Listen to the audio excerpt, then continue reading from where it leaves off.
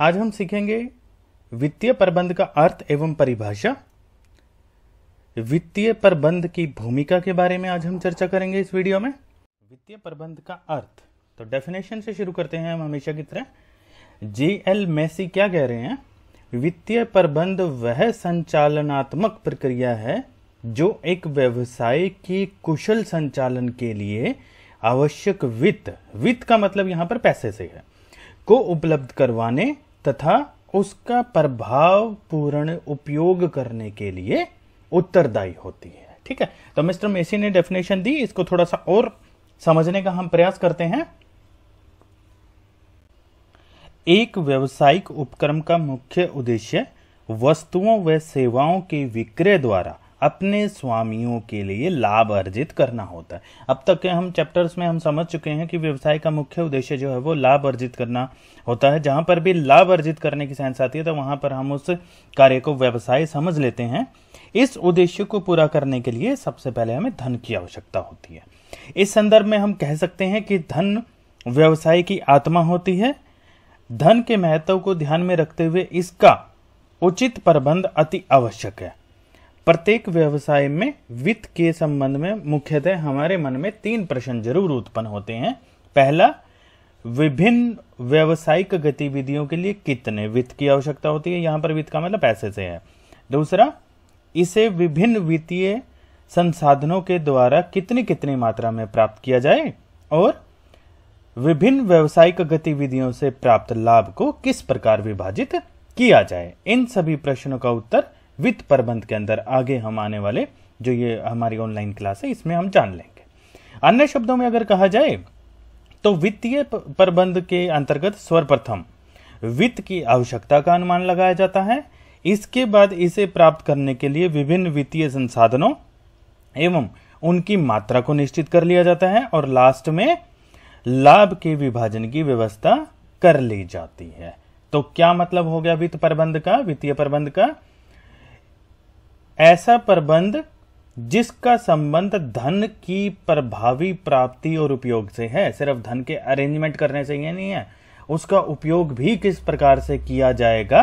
ये सारी की सारी चीजें हम कहां स्टडी करते हैं? हम वित्तीय प्रबंध के अंदर हम ये सारी की सारी कार्य जो है वो करते हैं। एक और डेफिनेशन अगर हम देखें तो मिस्टर ब्रैडले क्या कह रहे हैं?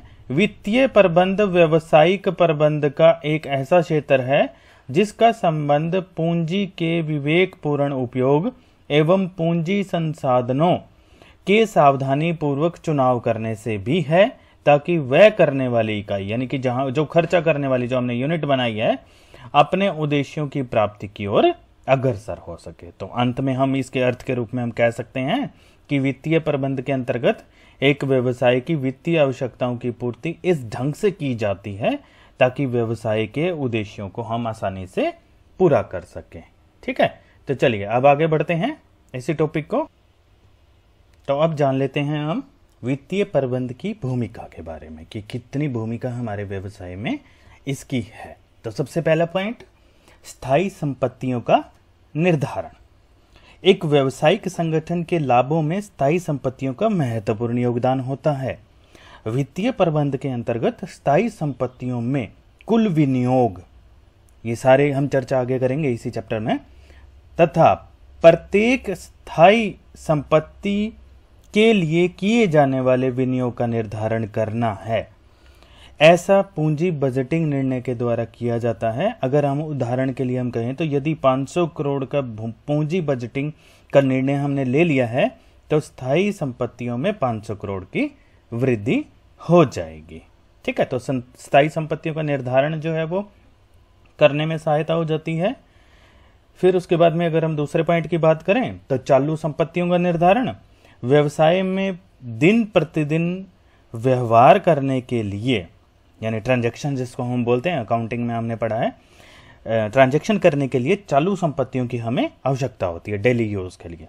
वित्तीय प्रबंध के अंतर्गत कुल चालू संपत्तियों में कुल विनियोग तथा प्रत्येक चालू संपत्ति पर विनियोग का निर्धारण हम पहले से ही कर लेते हैं। उदाहरण के लिए अगर हम कहें यदि चालू संपत्तियों में कुल विनियोग 100 करोड़ रुपए है तो यह निश्चित किया जाएगा कि रोकड़ यानी कि कैश, स्टॉक, देनदार आदि में कितना विनियोग किया जाएगा। ठीक है, तो चालू संपत्तियां और स्थायी संपत्तियां हमने अकाउंटेंसी में खूब डिटेल में हमने पढ़ी हैं। फिर हम तीसरे पॉइंट पे चलते हैं, दीर्घकालीन व अल्पकालीन वित्त के अनुपात का निर्धारण। व्यवसाय की कुल वित्तीय आवश्यकताओं को दीर्घकालीन व अल्पकालीन स्रोतों के द्वारा पूरा किया जाता है, ये हम जानते हैं। वित्तीय प्रबंध के अंतर्गत दोनों प्रकार के वित्तीय स्रोतों के अनुपात का निर्धारण कर लिया जाता है।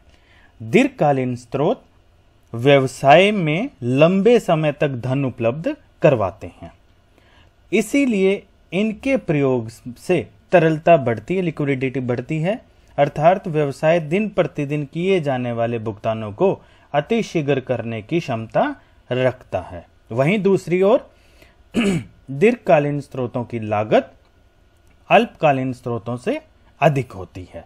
अतः यदि व्यवसाय में अधिक तरलता की आवश्यकता होगी, अधिक लिक्विडिटी की आवश्यकता होगी, तो अधिक लागत सहन करनी होगी। अर्थात इसके विपरीत वित्तीय प्रबंध में तरलता व लागत विश्लेषण करके दोनों वित्तीय स्रोतों के अनुपात का निर्धारण करेंगे। तो दीर्घकालीन और अल्पकालीन दोनों में कितना अनुपात में हमने जो है वो वित्त प्रबंध की आवश्यकता पड़ेगी, उसका अनुपात हम निर्धारित कर लेते हैं इसमें। फिर दीर्घकालीन वित्त के विभिन्न स्रोतों के अनुपात का निर्धारण। दीर्घकालीन जो लंबे समय तक हम इन्वेस्टमेंट करते हैं, दीर्घकालीन वित्तीय स्रोतों में समता अंश पूंजी, इक्विटी शेयर, हमने जो प्लस इसमें अकाउंटेंसी में जो हम पढ़ रहे हैं, पूर्वाधिकार अंश पूंजी, प्रेफरेंस शेयर कैपिटल, संचित लाभ, डिबेंचर्स, लॉन्ग टर्म लोन्स इत्यादि मुख्य रूप से आते हैं। वित्तीय प्रबंध के अंतर्गत विभिन्न दीर्घकालीन वित्तीय स्रोतों का अनुपात निश्चित कर लिया जाता है। सभी स्रोतों के अपने अपने लाभ और दोष होते हैं। इनके लाभों व दोषों का विश्लेषण करके एक संतुलित निर्णय ले लिया जाता है। संतुलित मतलब ये देख लेना है हमें कि किस स्रोत के अंदर हमारे को कितना जो है वो अनुपात में इन्वेस्ट करना है। फिर उसके बाद में लाभ हानि खाते की विभिन्न मदों का निर्धारण करना। विभिन्न वित्तीय निर्णयों से लाभ हानि में सम्मिलित मदें, आइटम्स जो प्रभावित होती हैं, कौन कौन सी आती हैं। फॉर एग्जांपल, उदाहरण के लिए अगर हम बात करें तो जैसे कि इंटरेस्ट हो गया, डेप्रीशिएशन हो गया, या फिर डिस्काउंट हो गया, जिनसे तरलता मिलती है। यदि तरलता हम कहें तो जितनी अच्छी होगी उतना ही भुगतान करके कटौती अर्जित आसानी से की जाती है, इत्यादि ये आते हैं इसके अंदर, लाभ हानि के अंदर। एक उदाहरण की बात मैं कर रहा हूं। तो कह सकते हैं कि हम व्यवसाय में वित्तीय स्थिति पर वित्तीय प्रबंध निर्णयों का बहुत अधिक प्रभाव पड़ता है। ये वर्तमान व भावी, वर्तमान तो हो गया अल्पकालीन वाले जो हमारे वित्त हैं, और भावी जो दीर्घकालीन वाले हमारे वित्त आएंगे, दोनों वित्तीय विवरणों को प्रभावित करने में जो है वो अपनी भूमिका निभाते हैं।